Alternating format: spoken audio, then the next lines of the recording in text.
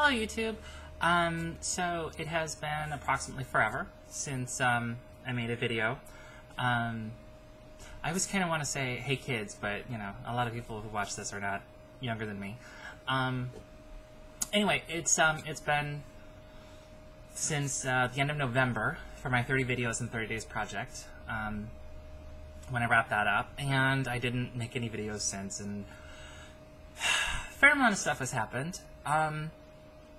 I've been wanting to make a video for a while. Initially, what first prompted me wanting to make another video, but time got in the way, was the beginning of March. I was invited to this trans gathering, organized by some trans women here in Chicago at their apartment. And it was really awesome. It was sort of amazing being around all these trans people in a situation that's not some big event, and it's not a like a support group, you know. It was way more casual, and there was mingling, and you know, we talked and introduced ourselves and made connections, and you know, some of us talked about the importance of fatherhood to those of us who have kids, and you know, how that informs and influences our trans life and that kind of stuff. So, I mean, that was really awesome, and like it just felt amazing, you know, to be part of that.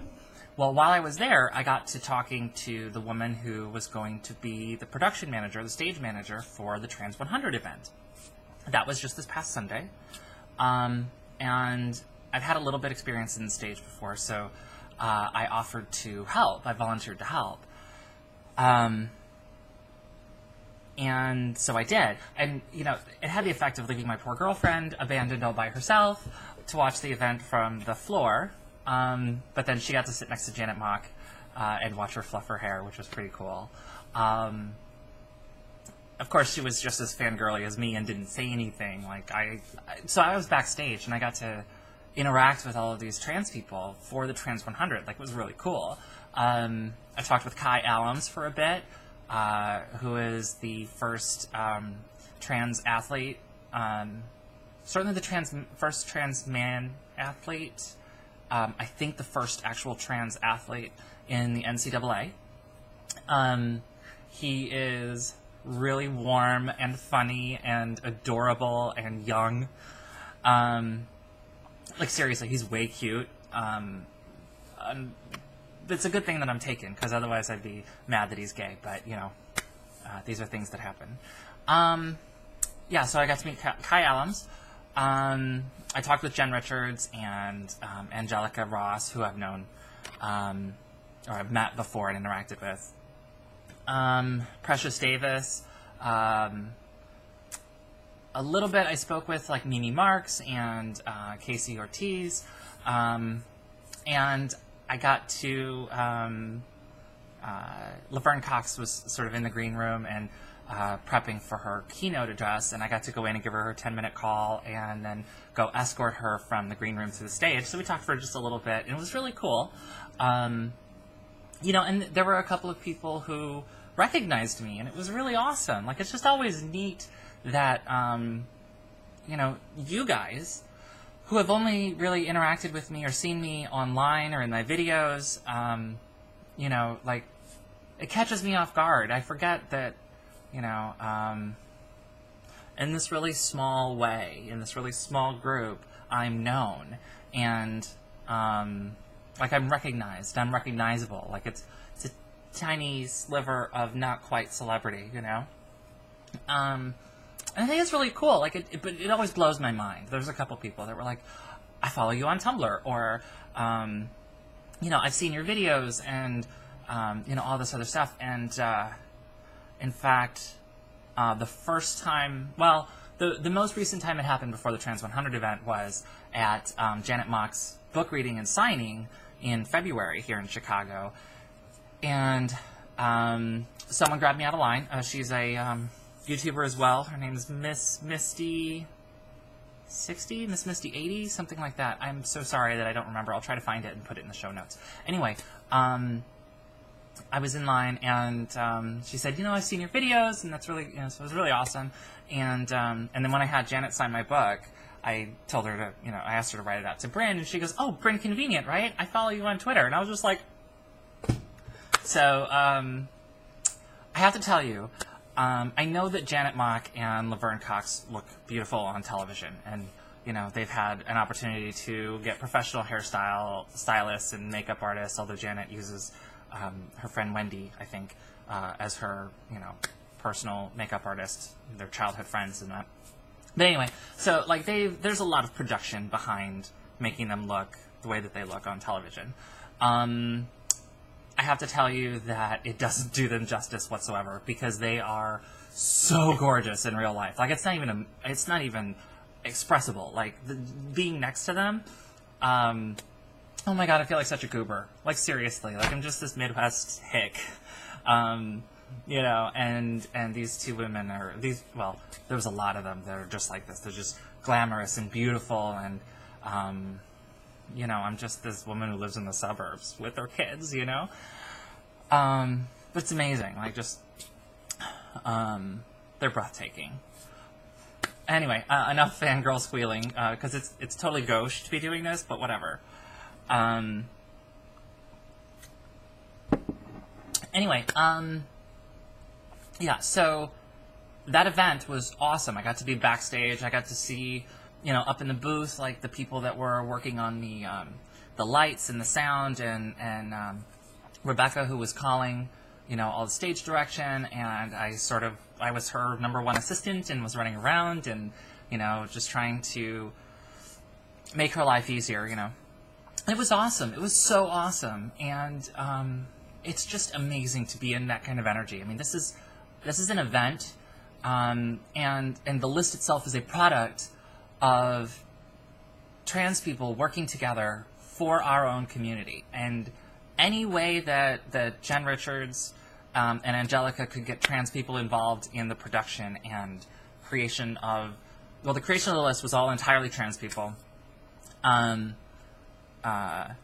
the production itself was as many trans people as they could get involved, and it was amazing. The light and sound boards were done by the main stage crew. So they were people who, cis people who worked at the main stage. But the sound design and all of the production and everything else was all trans people, and it's amazing. Like, it was just this awesome energy and this amazing feeling of just, like, being around all of these people who understand. And even if they're not trans, there's a lot of cis allies and cis partners. Even if they don't, if they haven't gone through what we're going through, they have empathy and understanding of our lives, and that's huge. Like, it's amazing. And it became this really interesting contrast with this other stuff that was going on last week. And this is my personal life. So some of it, I'm going to be as general as I can, okay? It's not like I'm giving you the names of people involved. But they were my friends. They were people that I've known for almost 2 decades. Those of you who have watched me for a long time may remember in November of 2012, during my first 30 Videos in 30 Days project, there was an incident where I was not invited to a Halloween party that most of the rest of my friends had been invited to. And it all turned out that, it was people not being comfortable and not understanding me being trans and my gender, and why I would ask them to use different name and pronouns. It just became, it was not something they understood. And the decision, they made the decision that it was easier to just not tell me that this was going on and hope for the best. And that's fine. Like, that, I think, maybe wasn't the best approach, but, it's the thing that happened, and it was their choice. It was their party. Like, I didn't have a right to be there. I had, when I found out about it, I think I think it was justified in having an expectation of having been invited. But, there was a lot of conversations, and many hours were spoken in these conversations, and I didn't feel like at the end of it there was a lot of understanding. There was just sort of like, okay, well, there was a fair amount of grudging tolerance from most people, very little acceptance. But like, if this is what you must, if this is what we must do, to be your friends, then I guess we'll probably try sometimes. Like, that was the feeling that I got out of it, and as the last year and a half has gone on, that's the same feeling I've gotten. There have been some people in that group who have been completely accepting, and they try. They try to use the pronouns that I've asked for. They try to use the name that I've asked for, even though it's different from what they've known for the last 15 to 20 years. And they try, and they're not always successful, but that's fine. I don't expect perfection. I stopped being perfect a little while ago. I just gave up on it because, it's hard work. No, I mean, we all make mistakes, and I'm totally fine with that. But the effort was there, and just genuine effort. So after that event, after the trans gathering in March, I felt it was really time to just sever those ties and, make a new start, or make a clean break. So on Tuesday last week, I unfriended a bunch of people from my Brin Facebook account and my Paul Facebook account. And I didn't say anything to them. I didn't want to make a big, I didn't want to lay it out like it was an ultimatum, like, you have to do this or we're not going to be friends anymore. Because I had asked for what I wanted, and it's not something they wanted to do. It's not something they wanted to give. That's their choice. Doesn't make them bad people necessarily. It just doesn't make them good friends to me. It's okay. I don't need to change their lives. I don't need to change their minds. That's not my responsibility, and that's not my goal. I just want to create a safe space for me. It had gotten to the point where, there'd been parties since then that I had been invited to and that I'd gone to, and I was still uncomfortable and still didn't feel like I was in a safe space. And it got to where I was not comfortable going to parties afterward. And we had been drifting apart anyway. Like, there was all kinds of smaller gatherings and events and outings and everything that, I didn't get invited to and I wasn't called for or anything else. And, that's fine. My presence is not required in their life. And it's clear that they didn't want it, or, the people involved weren't looking for it. And that's fine. So anyway, I made the decision that it was time for me to move on. After I unfriended them, I made a post on my Brin profile. I was talking about it because it's hard. It was not an easy decision for me, and it didn't feel wonderful and joyful. Like, it wasn't something I was celebrating. Although there were some comments on that particular post that had the celebratory tone that I wasn't comfortable with, and I kept trying to pull it back. But, it was just a choice that I made for me, for my own mental safety, And apparently I should have hidden that post from people that were still mutual friends with the people that I unfriended, because it got to them and it caused a big stink and a whole lot of hurt feelings. And to this day, I don't understand what the hurt feelings are about. I as is my wont, which is what I do when there's a problem in my life, I sent out a big 1,500-word email explaining what was going on. This was a choice I made. This is why I made the choices. I don't understand why why you're upset, because no one's come to talk to me about it, etc. Right? Some of the notes that I've got back regarding that were very much reinforcement that this was the right choice. Like, there had been stuff that they wanted to say that they've been holding back, or that only comes out when there's already tension and frustration and they feel free. So, okay, that's fine. I don't know. I think some people just didn't understand why I would do that, because this particular group of people have been friends since college, and they're pretty conflict averse. When there's a problem, there's few of them that will just come out and say, look, the thing you did bothered me because of this, and I think that was a shitty thing, or you looked hurt when I said this, is there something going on? Have I made a mistake? That there's a whole lot of everybody get on the everything's fine all the time train. That's fine. I don't want to live like that anymore. I've tried for a long time to get away from that because I lived so long being so on guard and, just sort of hiding in my shame and fear. I try to lay my cards out on the table. Not everybody's ready for that. And that's okay. It's really okay. And it's okay to not be friends anymore. And I think some of them don't understand why anyone would make that choice, but, they don't understand what it's like to live my life either. I don't understand what it's like to live their life. Like, as much as I tried, I've never been a cis-het person. I tried to pretend that I was, and it caused all kinds of anxiety. But they are cis-het, and they do live their white cis-het middle-class lives, and that's fine. I'm also white and middle-class. I'm just not cis-het. So my experiences are different, and my needs as a person are different from what they're willing to provide. I don't see any problem with separating. A dear, dear friend of mine grew up in Al-Anon, which is an organization that's designed to provide support for children and family of addicts. I think initially it was alcoholics, and now it's addicts in general. And the most important lesson I've gotten from her,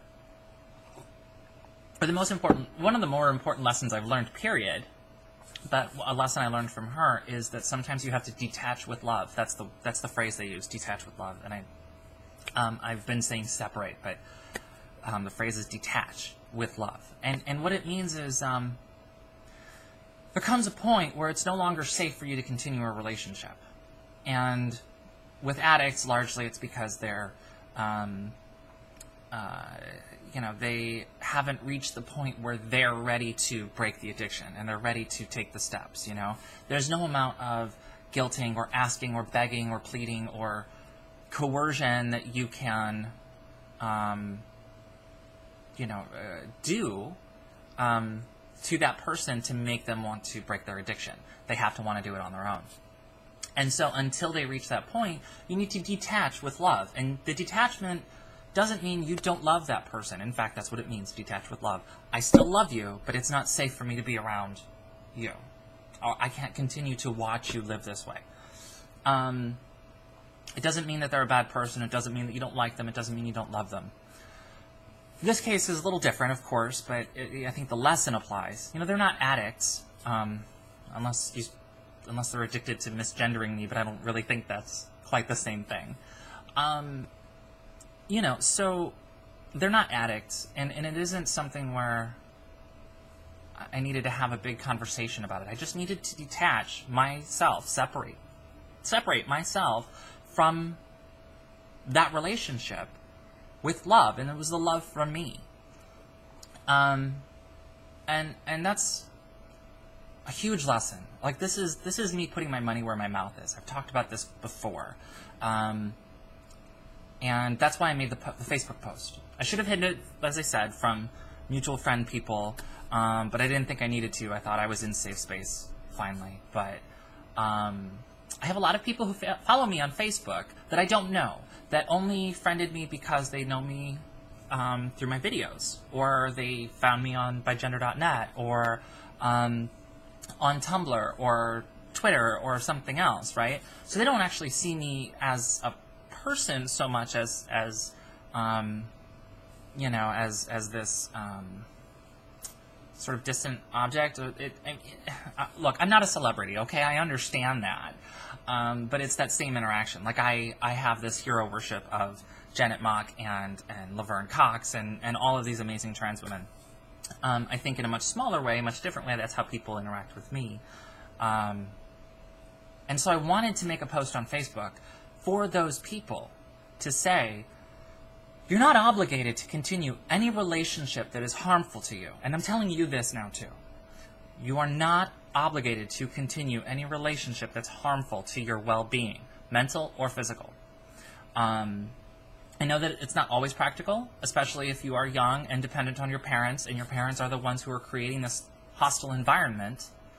To you, I say, my heart goes out to you, and I have nothing but compassion, and I understand you are stuck in this position, but I want you to know that you're stuck in this position for right now. It's not permanent, and as time goes on, you will be able to detach with love. You'll be able to separate and say, I need to alter this relationship or end this relationship in order to protect myself. And you're allowed to do that. It does not make you a bad person to protect yourself. It does not make you a bad person to want to be healthy. And it does not make you a bad person to remove toxic, poisonous elements from your life. This isn't the first time I've detached, separated from toxic people. Although I've actually genuinely excised toxic people from my life before. I used to take on projects. I used to take on people as projects. People who had problems that I felt like I could fix because I was this outside force, and man, I had all this great advice, and if they'd have just listened to me, then their life would be great. And I never really factored in the fact that they had their own life they were trying to work out, and they needed to be able to make those choices on their own, and not just because I told them to do it. And really, me taking on those projects and dealing with those people, and all of the drama that they brought into my life and the drama they created and gave me as an addict, basically, as feeding my addiction for drama, was really just a way of avoiding dealing with my own life. Because while I'm trying to tell them how to live their own life, my fucking life is falling apart, I was being dishonest and full of shame and depressed and unwilling to admit it and all of this other stuff, the stuff that cost me in marriage, and I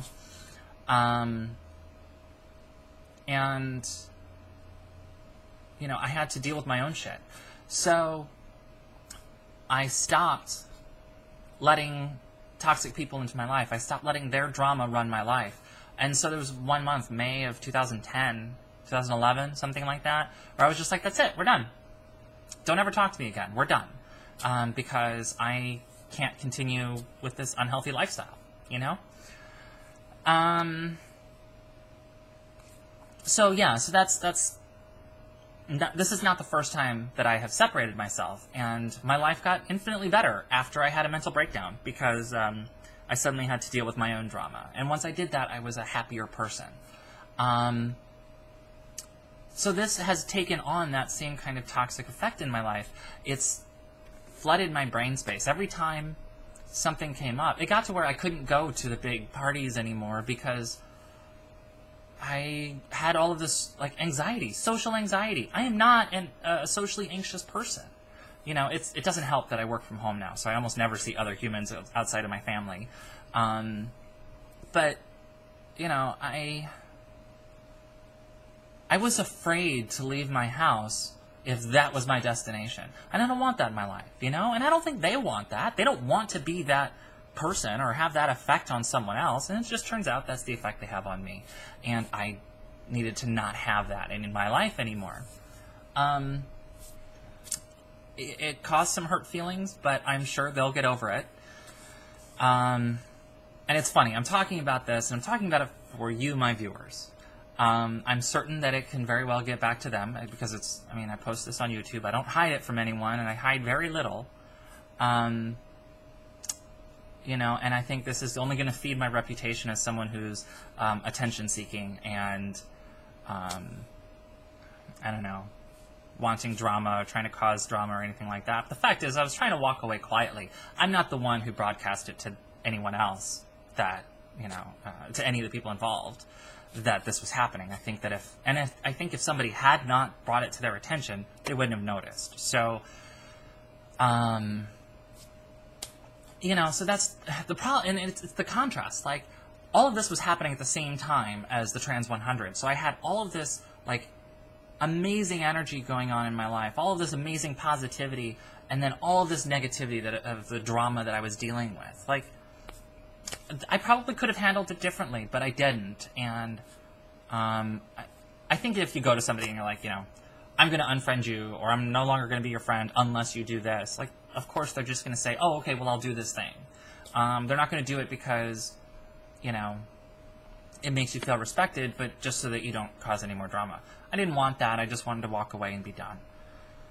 So, I don't know. If any of you were watching this video, that's what I wanted to happen. I doubt any of you are watching this video, so, well, one person is probably watching this video.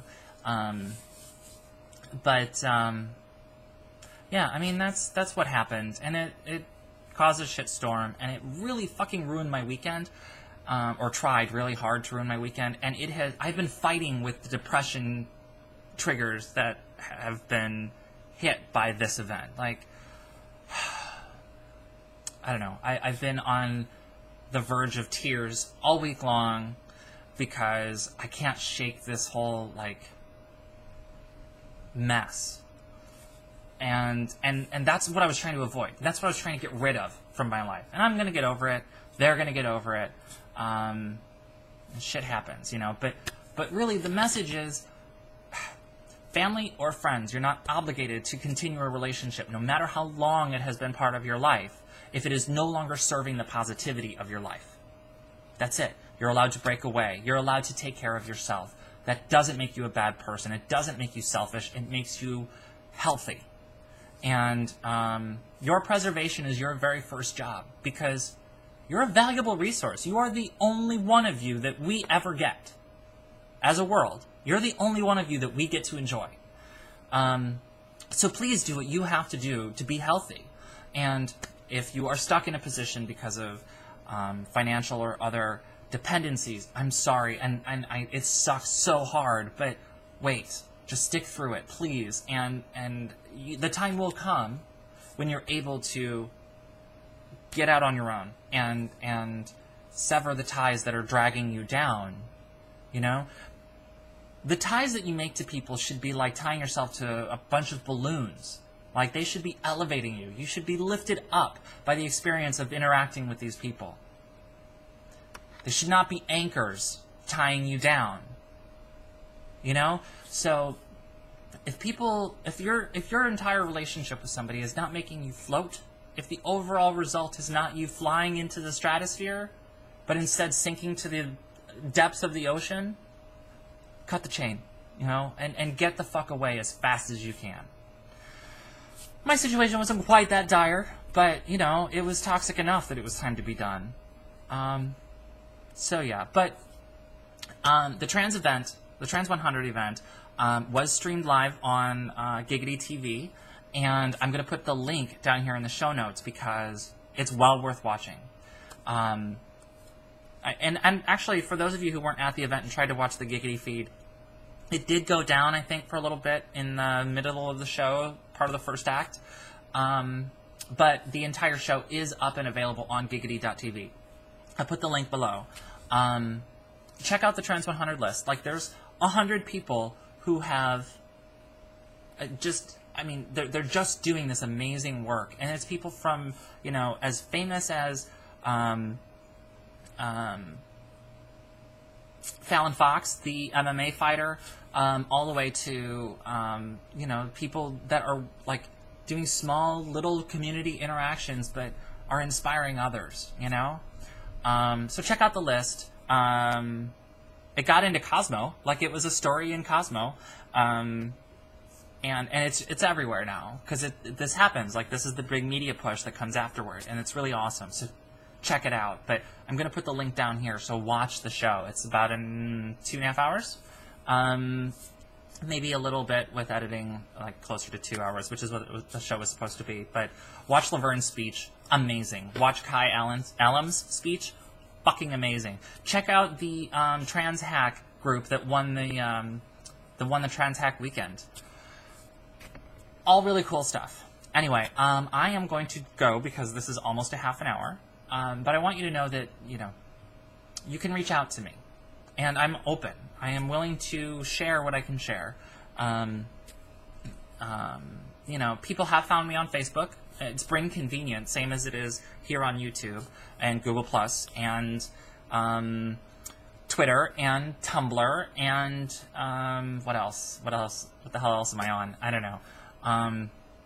But you know, if send me a request. I will tell you if you're on Facebook and I can't see your wall, like I can't see your timeline because of friend settings, and you don't send me a message, I may not add you back. It's just a matter of, you know, my own safety. So, yeah, I'm sorry that it went so long. I'm sorry it's been so long since I made a video and that this video is so long, but hopefully I will make more videos soon that can be shorter. So, I love you all. Protect yourselves, take care of yourselves, and love each other.